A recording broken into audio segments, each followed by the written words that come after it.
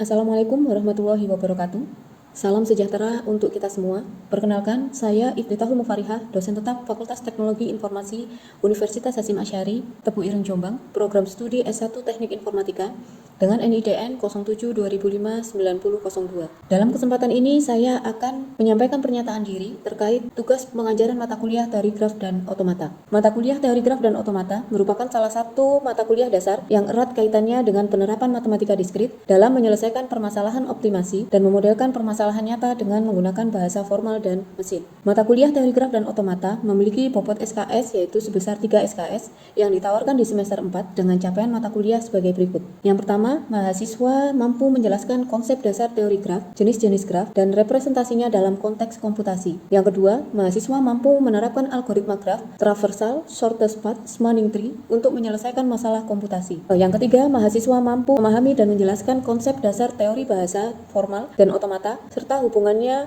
dengan mesin komputasi. Yang keempat, mahasiswa mampu memodelkan sistem menggunakan otomata hingga menghasilkan bentuk formal yang dapat diimplementasikan. Dalam mata kuliah ini, mahasiswa diajak untuk memahami konsep dasar graf dan otomata, menyelesaikan beberapa kasus optimasi, antara lain menentukan lintasan terpendek, pohon merentang minimum, dan rute minimum suatu perjalanan, mengenal latar belakang perancangan bahasa pemrograman, serta memodelkan permasalahan nyata menggunakan otomata sebagai alat dasar pemodelannya. Sistem pembelajaran dalam mata kuliah ini menganut DIA, yaitu yang pertama adalah delivery, yaitu penyampaian materi berupa ceramah dan diskusi menyesuaikan materi yang akan dibahas, dan pembelajaran berbasis proyek yang memungkinkan mahasiswa bekerja secara kolaboratif untuk menyelesaikan suatu kasus. Dengan pendekatan ini, mahasiswa tidak hanya memahami teori tetapi juga mampu mengaplikasikan konsep graf dan otomata. Yang kedua adalah interaction, yaitu interaksi antara dosen dan mahasiswa berupa diskusi interaktif. Yang ketiga adalah assessment, yaitu pemberian tugas pada mahasiswa berupa pemberian proyek untuk mengukur capaian perkuliahan dan kemampuan mahasiswa secara objektif. Pelaksanaan teori graf dan otomata dilakukan sebanyak 16 kali pertemuan, yakni 14 kali tatap muka, 1 kali mini project, dan 1 kali proyek akhir. Pada pertemuan pertama, dilakukan kontrak kuliah yang disepakati antara mahasiswa dan dosen. Di dalam kontrak perkuliahan tersebut, terdapat cara menilai dan bobot penilaian yang bertujuan agar mahasiswa mengetahui lebih awal dan harapannya mahasiswa bisa membuat strategi agar mereka bisa menguasai kompetensi dan lulus dengan nilai memuaskan. Komponen penilaian didasarkan pada penilaian OBE, yaitu partisipasi mahasiswa, penilaian mini project, dan penilaian proyek akhir. Berikut merupakan cuplikan proses pembelajaran yang saya laksanakan secara tatap muka di ruang kelas. Wassalamualaikum warahmatullahi wabarakatuh. Assalamualaikum warahmatullahi wabarakatuh. Selamat siang semuanya. Sehat ya? Oke, hari ini kita ketemu lagi di pertemuan keempat di mata kuliah teori graf dan otomata. Pembahasannya adalah tentang lintasan dan sirkuit. Tapi sebelum masuk ke sini saya mau nanya dulu nih. Kan materi kemarin sebelumnya ada yang mau ditanyakan nggak? Nggak ada. Oh, berarti sudah paham semua ya? Insya Allah kayak gitu ya. Oke, untuk ngetes sudah paham atau belum? Saya mau ngasih pertanyaan karena Anda nggak ada yang tanya nih. Oke, kemarin kita bahas tentang terminologi tentang graf ya. Ada yang masih ingat apa itu dua simpul yang adjacent atau bertetangga? Dua simpul yang bertetangga adalah dua yang saling berkaitan, terhubung maksudnya, yang saling terhubung. Oke, jadi yang disebut sebagai adjacent atau bertetangga dari dua buah simpul itu adalah simpul yang saling terhubung oleh sebuah sisi. Jadi titik sama titik itu dihubungkan oleh sebuah sisi, maka itu disebut sebagai adjacent atau bertetangga. Oke, kemudian kemarin juga ada istilah simpul terpencil. Ada yang tahu nggak apa itu simpul terpencil? Baik, simpul terpencil yaitu simpul yang tidak memiliki sisi yang bersisian dengannya atau tidak bertetanggaan dengan simpul-simpul lainnya. Ya, simpul terpencil adalah simpul yang dia tidak punya tetangga dengan simpul lainnya. Jadi dia nggak saling berhubungan dengan yang lainnya. Jadi nggak ada sisi yang menghubungi. Oke, yang terakhir untuk materi kemarin, ada yang tahu istilah derajat atau degree dari sebuah simpul? Apa itu? Derajat atau degree adalah jumlah sisi yang bersisian dengan simpul tersebut. Jadi itu yang kemarin ya, sebelum masuk ke lintasan dan sirkuit. Karena untuk materi ini masih berkaitan dengan materi sebelumnya. Oke, sekarang kita masuk ke materi yang sekarang, yaitu lintasan dan sirkuit. Untuk definisinya,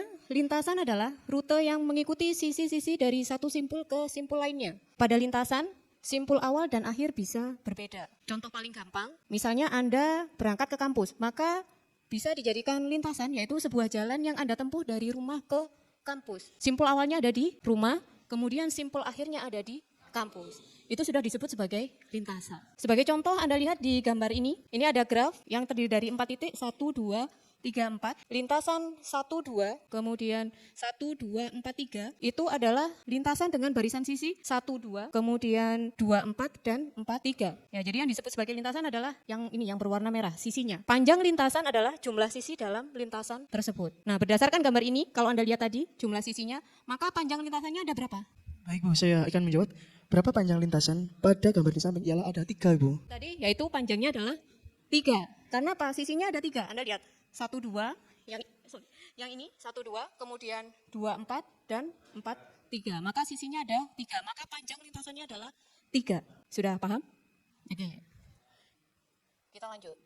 Kemudian dalam lintasan itu ada beberapa istilah. Yang pertama adalah lintasan sederhana, yaitu lintasan di mana semua simpulnya adalah berbeda. Semua sisi hanya dilalui satu kali. Kemudian ada lintasan tertutup, yaitu lintasan yang berawal dan berakhir pada simpul yang sama. Kemudian yang ketiga adalah lintasan terbuka, yaitu lintasan yang berawal dan berakhir pada simpul yang berbeda. Sebagai contoh pada gambar di depan, ada graf dengan 4 buah titik. Yang pertama yang disebut sebagai lintasan terbuka adalah yang lintasan 1, 2, 4, 3. Karena sesuai dengan definisi kalau terbuka kan berarti awal dan akhirnya berbeda. Kemudian yang lintasan tertutup, maka 1, 2, 4, 3, 1. Karena apa? Kalau sesuai dengan definisi maka dia adalah berawal dan berakhir di simpul yang sama. Kemudian yang ketiga ada lintasan 1, 2, 4, 3, 2. Dia bukan lintasan sederhana, tetapi dia adalah lintasan terbuka. Kemudian tadi ada lintasan sekarang masuk ke sirkuit. Ya, sirkuit kalau Anda kenal berarti kan kayak itu ya, motor GP ya, kan sirkuit. Oke. Ya, jadi di sini definisi dari sirkuit adalah lintasan yang berawal dan berakhir pada simpul yang sama. Berarti kalau di pengertian lintasan tadi adalah lintasan yang tertutup. Ya, di sini sudah dijelaskan bahwa dia adalah merupakan lintasan yang tertutup. Contohnya adalah sebuah tur yang Anda mulai dari rumah, kemudian berkeliling kota dan kembali lagi ke rumah. Ya, contohnya di gambar graf itu masih sama seperti yang tadi, ada graf dengan 4 titik. Maka yang disebut sebagai sirkuit adalah yang 1 ke 2, 2 ke 3, 3 ke 1. Maka itu adalah disebut sebagai sirkuit. Karena apa? Dia memulai dari simpul 1 dan berhenti di simpul 1. Kemudian ada panjang sirkuit adalah jumlah sisi dalam sirkuit tersebut. Sirkuit sederhana adalah sirkuit dengan semua sisi yang dilalui hanya 1 kali. Jadi sisinya hanya dilewati 1 kali, nggak boleh 2 kali. Itu yang disebut sebagai sederhana. Kemudian yang sirkuit elementer adalah sirkuit dengan semua simpul yang hanya dilalui 1 kali. Jadi pengertiannya beda. Kalau dia sisinya dilewati 1 kali, maka dia disebutnya adalah sirkuit sederhana. Kalau titiknya yang dilewati 1 kali, maka disebutnya adalah sirkuit elementer. Ya, jadi berbeda ya artinya. Kemudian gampangnya, nanti kalau Anda buat catatan kayak gitu ya, ini ada note-nya di sini, ada perbandingannya antara sirkuit dan lintasan. Jadi kalau Anda nyatet gitu nanti, simpul awal dan akhir. Yang pertama, kalau pada lintasan, simpul awal dan akhir itu bisa berbeda. Sedangkan pada sirkuit akan selalu sama, karena dia kan balik lagi. Kayak sirkuit kalau main MotoGP kan ya balik lagi ke startnya kan, kayak gitu. Kemudian untuk keterbukaan, lintasan itu bisa terbuka atau tertutup. Sedangkan untuk sirkuit itu akan selalu bersifat tertutup. Karena dia kan balik lagi ke titik awal, seperti itu. Nah, dari sini ada yang mau ditanyakan? Nggak ada? Oh, belum. Oke, kita lanjut lagi. Kemudian ada istilah terhubung atau connected. Jadi graf itu ada yang disebut nanti terhubung atau connected. Ya, jadi dua buah simpul V1 dan V2 disebut terhubung jika terdapat lintasan dari V1 ke V2. Ya, berdasarkan definisinya, graf tak berarah G disebut graf terhubung atau connected graph. Jika untuk setiap pasang simpul V1 ke V2 dalam himpunan V, terdapat lintasan dari V1 ke V2, begitu juga dari V2 ke V1. Jadi Anda berangkat, itu ada jalannya, pulang juga ada jalannya. Kayak gitu. Jika tidak, maka dia disebutnya adalah graf tak terhubung atau disconnected graph. Nah ini contohnya, ini adalah graf tak berarah yang tidak terhubung. Kenapa? Karena dari 4 ke 5, apakah ada sisinya? Ya. Jadi ini adalah graf tak berarah dan dia tidak terhubung. Karena apa? Dari 4 ke 5 dia nggak ada sisi yang menghubungkan. Makanya dia disebutnya adalah tidak terhubung. Tidak terhubung, bukan tidak berarah ya. Oke. Kemudian dua simpul U dan V pada graf G disebut terhubung kuat atau strongly connected jika terdapat lintasan berarah dari U ke V dan juga lintasan berarah dari V ke U. Ya sama kayak tadi, jadi ada jalan berangkat, ada jalan pulangnya. Anda perhatikan ini ada graf, bentuknya seperti ini. Ada titiknya adalah 1, 2, 3, 4, 5. Simpul 1 dan 3 itu terhubung kuat karena terdapat lintasan dari 1 ke 3. 1 ke 3 itu adalah 1 ke 2, kemudian ke 3 ada jalannya. Begitu juga terdapat lintasan dari 3 ke 1, yaitu 3 ke 4, 4 ke 5, 5 ke 1. Jadi arahnya nggak harus sama. Berangkatnya lewat sini, kembalinya lewat sini. Ya, jadi dia disebutnya adalah terhubung kuat.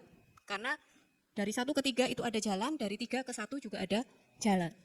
Nah, kalau yang tadi adalah terhubung kuat, yang ini adalah terhubung lemah. Yaitu adalah jika dia hanya ada satu jalan saja. Contohnya seperti ini, simpul 1 dan 3 terhubung lemah karena hanya terdapat lintasan dari 3 ke 1.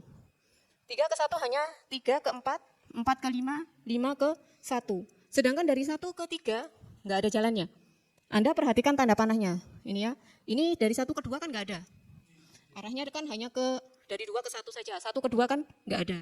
Begitu juga yang lainnya. Kalau 2 ke 3 ada, tapi 1 ke 2-nya kan nggak ada. Maka dia disebutnya adalah terhubung lemah. Karena hanya ada satu jalan berangkat aja, pulangnya nggak ada. Kayak gitu. Oke, dari sini ada yang mau ditanyakan dulu?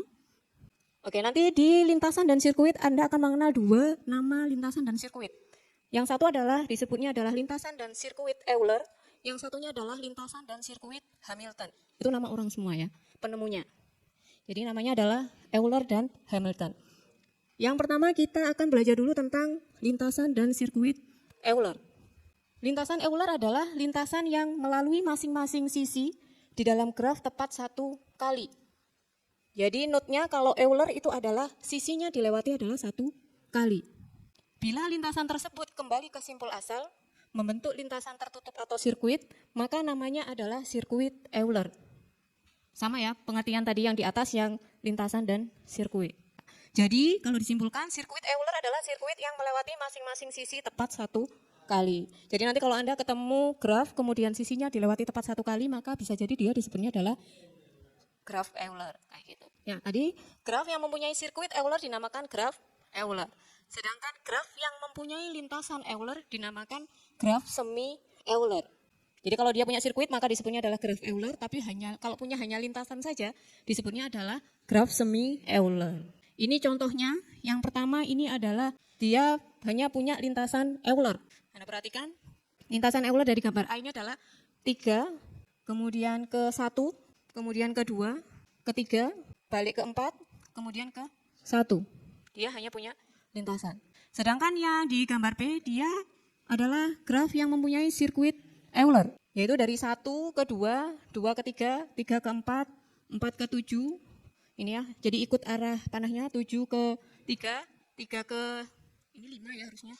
Angkanya hilang. 5, 5 ke 7, 7 ke 6, 6 ke 5, 5 ke 2, 2 ke 6, 6 ke 1. Ya, jadi itu disebutnya sebagai sirkuit Euler. Maka yang ini disebutnya apa? Kalau berdasarkan ini graf semi Euler, betul. Kalau yang ini graf Euler. Oke. Nah, di dalam ini nanti ketemu yang istilahnya teorema-teorema gitu ya. Nah, jadi ini di dalam lintasan dan sirkuit Euler itu ada teorema Euler. Jadi graf terhubung tak berarah G adalah graf Euler. Adalah yang pertama graf Euler jika dan hanya jika setiap simpul di dalam graf tersebut adalah berderajat genap. Tadi sudah dijelaskan ya apa itu derajat tadi dijawab sama temennya. Kemudian yang kedua adalah graf semi Euler jika dan hanya jika di dalam graf tersebut terdapat tepat dua simpul berderajat ganjil. Jadi ini teoremanya. Jadi nanti kalau mau ngecek graf, Anda lihat teoremanya apakah dia termasuk graf Euler atau graf semi Euler. Selain ngecek kayak tadi yang tadi dihitung satu-satu tadi. Kemudian ini masih ada teorema lagi yaitu graf terhubung berarah G memiliki sirkuit Euler jika dan hanya jika G terhubung dan setiap simpul memiliki derajat masuk dan derajat keluar yang sama. Jadi contohnya yang graf ini, dia kan keluarnya 1, masuknya juga 1.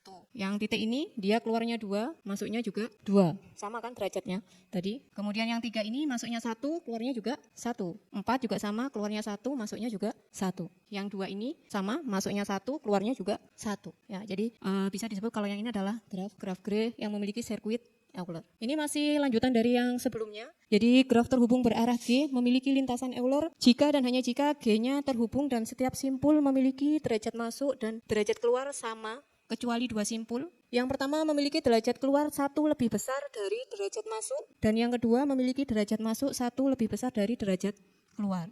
Bingung saya Bu, kayak itu. Ya. Jadi kalau Anda lihat gambarnya ini, dia yang pertama adalah memiliki derajat keluar 1 lebih besar. Derajat keluarnya 2 ini, punya 2 ya, 1, 2, ya kan? Sedangkan derajat masuknya adalah 1. Kemudian yang satunya adalah derajat masuk 1 lebih besar dari derajat keluar. Yang ini, jadi dia derajat masuknya ada 1, 2, keluarnya adalah 1. Ya. Jadi dia memenuhi ini untuk yang graf terhubung berarah G. Jadi kalau berarah, diingat-ingat itu ada tanda panahnya. Jadi Anda bisa lihat panahnya kemana itu keluarnya. Kalau nggak berarah berarti panahnya nggak ada. Kayak gitu, bedanya di situ. Nah, ini awal mula kenapa belajar tentang teori graf ya kemarin. Jadi awalnya kan tentang masalah jembatan Konigsberg kayak gitu. Nanti silakan dicek lagi penjelasan tentang jembatan Konigsberg itu seperti apa kayak gitu. Ya, jadi berdasarkan teorema Euler, jelas masalah jembatan Konigsberg tidak memiliki sirkuit Euler karena semua simpulnya adalah berderajat ganjil. Kalau kemarin kita ngecek satu-satu kayak gitu. Nah, kalau ini dengan teorema ini sudah terjawab bahwa dia tidak punya sirkuit Euler. Karena apa? Derajatnya adalah ganjil. Sedangkan di Euler kan derajatnya harus genap. Kayak gitu. Ya. Ya, graf yang mempunyai sirkuit Euler harus memenuhi, yang pertama adalah graf tersebut harus terhubung, harus connected seperti tadi. Kemudian yang kedua adalah semua simpulnya adalah berderajat genap. Kemudian graf yang mempunyai lintasan Euler, yang pertama adalah harus memenuhi, yang pertama adalah grafnya tetap harus terhubung. Yang kedua adalah grafnya memiliki tepat 2 buah simpul yang berderajat ganjil. Jadi nanti kalau misalnya ada soal, kemudian suruh ngecek apakah ini termasuk graf Euler ataukah dia yang punya lintasan Euler, Anda bisa pakai ini. Anda ngeceknya seperti ini. Apakah dia terhubung? Ataukah dia nanti berderajat genap ataukah ada yang berderajat ganjil? Kayak gitu ya. Nah, ini contohnya untuk yang sirkuit Euler. Sedangkan ini untuk yang lintasan Euler gambarnya. Contohnya graf. Seperti saya jelaskan, bentuknya graf itu enggak hanya sederhana kotak kayak gini atau berbentuk segitiga, ada banyak bentuk graf. Jadi kalau dikasih soal suruh buat graf dengan aturan seperti ini, nanti setiap orang juga bisa menggambar yang berbeda kayak gitu ya. Ya, ini contoh soalnya, itu ada gambar graf ABC seperti yang Anda lihat. Yang pertama, yang A, itu adalah graf berarah yang memiliki sirkuit Euler. Ya. Jadi sirkuitnya yaitu dari A, startnya, kemudian akan berakhir lagi nanti di A dengan urutannya yaitu A, G, C, B, G, E, D, F, A. Karena dia adalah sirkuit. Sirkuit apa? Ya tadi balik lagi ke titik awal. Berangkatnya di mana, pulangnya ya ke sana lagi. Kayak gitu. Kemudian yang kedua atau yang B itu adalah graf berarah yang mempunyai lintasan Euler. Kalau lintasan kan awal sama akhirnya belum tentu sama ya. Ya. Jadi dia punya lintasan Euler yaitu D ke A, kemudian ke B, kemudian ke D lagi, kemudian ke C, dan terakhir adalah kembali ke B. Jadi dia nggak balik ke D di sini. Sedangkan yang C, dia adalah graf yang tidak punya lintasan dan sirkuit Euler. Kalau Anda perhatikan, Anda nggak bisa nyari sirkuit sama lintasannya kan untuk yang nomor ini ya, yang C kan nggak bisa dicari kayak gitu. Nah, ini contoh graf bulan sabit. Ya, jadi ini adalah contoh graf berarah yang mempunyai sirkuit Euler. Ini namanya adalah Mohammed scimitars gitu ya. Jadi kalau Anda nanti menemukan graf baru bisa dikasih nama Anda kayak gitu, boleh. Ya, bisa. Ini kebetulan yang menemukan adalah Mohammed gitu ya, namanya makanya graf ini. Kemudian ini adalah graf berarah yang mempunyai sirkuit Euler dengan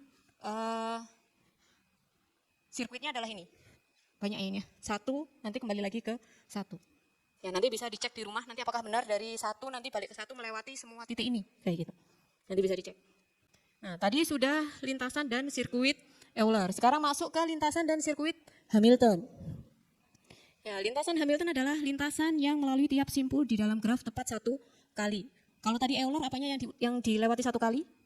Ya, sisinya. Kalau di Hamilton yang dilewati 1 kali adalah simpulnya. Jadi bedanya di situ. Kalau Euler itu adalah sisinya yang dilewati 1 kali. Kalau Hamilton itu adalah simpulnya atau titiknya. Kayak gitu. Jadi bila lintasan kembali ke simpul asal membentuk sirkuit, maka dinamakan sirkuit Hamilton.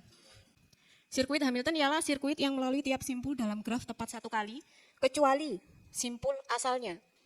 Sekaligus simpul akhir yang dilalui 2 kali. Jadi yang boleh di Hamilton yang dilewati 2 kali titiknya itu adalah simpul awalnya. Karena dia balik 1 lagi kan, balik ke titik awal lagi kan. Makanya dia dilewati 2 kali. Untuk yang lainnya adalah dilewatinya adalah 1 kali. Di dalam graf Hamilton, itu yang disebut sebagai graf Hamilton adalah graf yang memiliki sirkuit Hamilton. Sama seperti Euler tadi, yang disebut sebagai graf Euler adalah yang memiliki sirkuit Euler. Benar. Sedangkan yang disebut sebagai graf semi Hamilton, itu adalah graf yang memiliki lintasan Hamilton. Sama pengertiannya dengan yang Euler tadi, yang semi Euler tadi, berarti dia punya lintasan Euler. Kayak gitu ya. Ini contohnya. Di sini ada 3 buah graf yaitu ABC. Yang pertama adalah graf yang memiliki lintasan Hamilton, yaitu 3, 2, 1, dan 4. Di sini ya, 3 ke 2, 1 ke 4. Kan dilewati 1 kali titiknya. Ya. Itu disebut sebagai lintasan. Kemudian yang B ini, itu adalah graf yang memiliki sirkuit Hamilton, yaitu dari 1 ke 2, 3 ke 4, balik lagi ke 1. Boleh kan satunya dilewati 2 kali sesuai dengan definisinya tadi di Hamiltonian. Yang boleh dilewati 2 kali adalah simpul awal dan akhirnya. Kayak gitu. Kemudian yang ketiga adalah dia nggak punya lintasan maupun sirkuit Hamilton. Kalau Anda perhatikan kan Anda nggak bisa. Kenapa? Ini ke sini juga nggak ada jalannya. Nggak ada sisinya kan. Ini 1 ke 2, 2 ke 3 juga nggak ada sisinya. Kayak gitu. Jadi nggak bisa dicari lintasan atau sirkuitnya. Nah ini di dalam graf Hamiltonian gitu ya.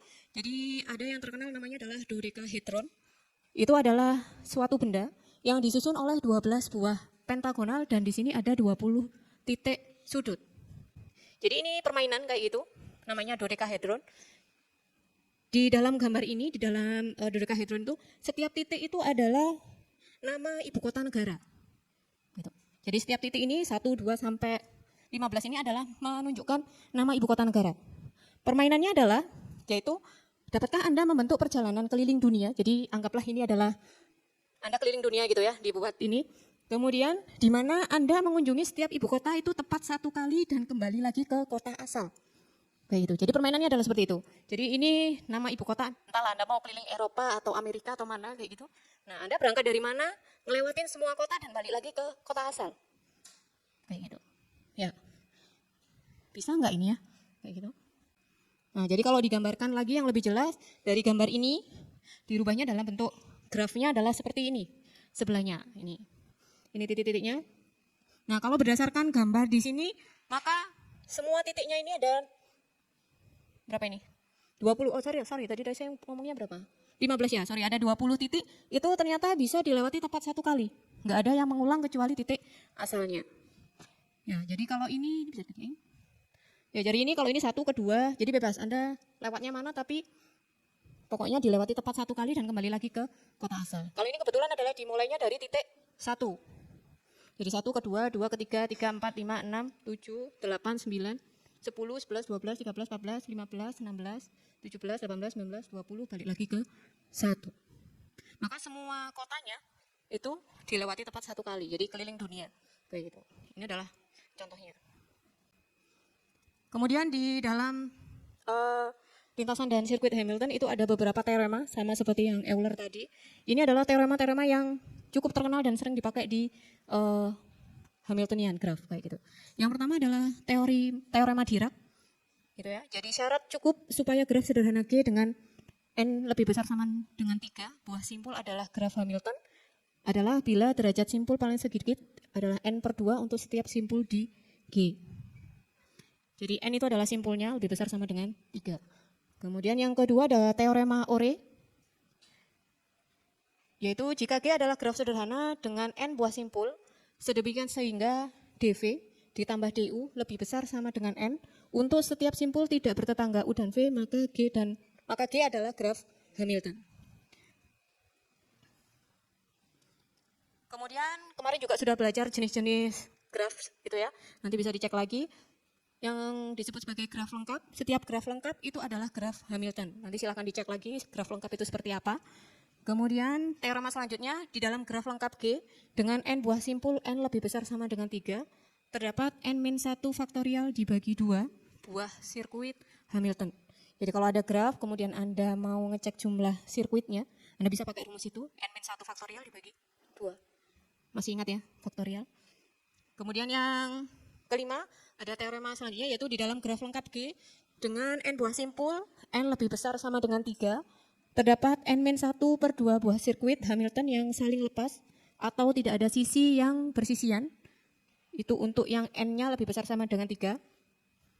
Tapi kalau N-nya itu adalah N lebih besar sama dengan 4, maka di dalam G terdapat N-2 dibagi 2 buah sirkuit Hamilton yang saling lepas. Jadi kalau dia ganjil, untuk ngecek ada berapa buah sirkuit Hamiltonian itu, Anda bisa pakai yang ini. Kalau yang ganjil, berarti N-1 dibagi 2. Tapi kalau genap, itu pakai yang N-2 dibagi 2. Jadi nanti pakainya adalah teorema. Kayak gitu. Oke, sudah selesai. Ada yang mau ditanyakan? Oh, kayak gitu. Ya. Oke, dari materi hari ini ada yang mungkin bisa menyimpulkan? Oke, kesimpulan pada materi kali ini yakni lintasan adalah rute yang mengikuti sisi dari satu simpul ke simpul yang lainnya. Lintasan bisa memiliki simpul awal dan akhir yang berbeda. Sedangkan sirkuit adalah lintasan yang berawal dan berakhir pada simpul yang sama.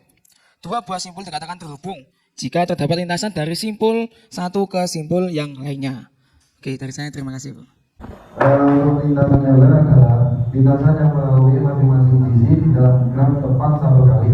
Sedangkan lintasan satu dan lintasan yang memiliki tiap simpul yang graf di dalam graf tepat satu kali kecuali simpul asal. Untuk yang graf yang yang mempunyai sekuens Euler disebut graf Euler.